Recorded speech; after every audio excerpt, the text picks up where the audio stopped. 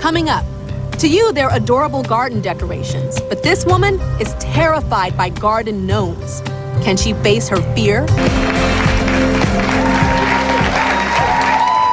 Phobias and fears can terrorize us, and they can even take over our lives. So today, I'm helping my viewers conquer their most frightening fears.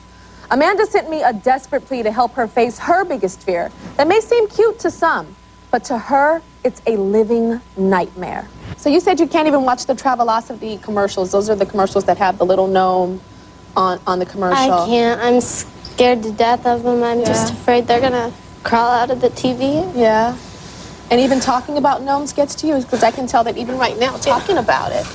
Yeah? Tell me why.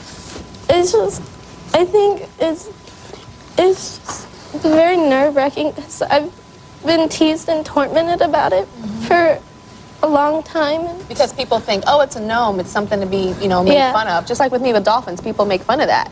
And it doesn't mean that it's not real. You know, they think, oh, I can make fun of you and maybe you'll jump, you know, out of this fear. Yeah. Yeah? So what happens when you see a gnome? I start shaking really bad and crying.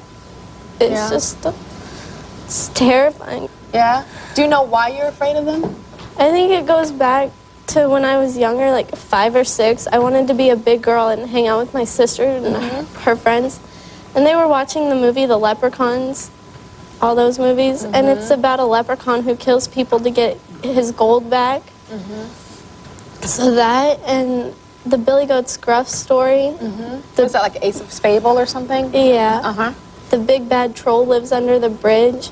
And in the same year, we went to a haunted house and we had to cross a bridge. And someone reached up and grabbed my foot. And it made you think of the Billy Goat Scruff with the troll underneath that were getting the goats.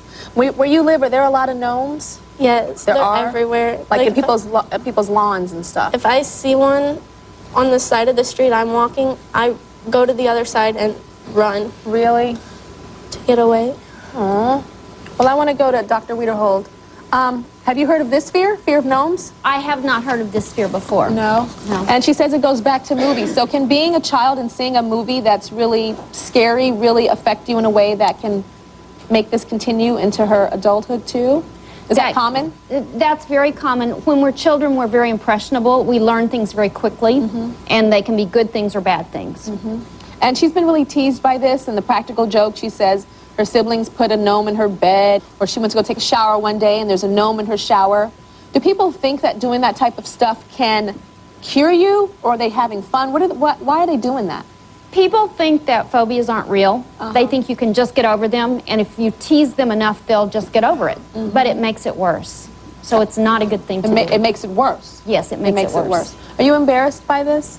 How you feel? It's really embarrassing because people don't understand. I think that we can do a little something to help you get the beginning to get past your fear. It's not going to cure it, but we can start the process of curing it. Okay? You willing to do that? Okay. So we're going to take a break, and when we come back, Amanda is going to face her fear of gnomes. We'll be right back. Up next, Amanda's worst fear comes true as she's faced with a terrifying collection of garden gnomes.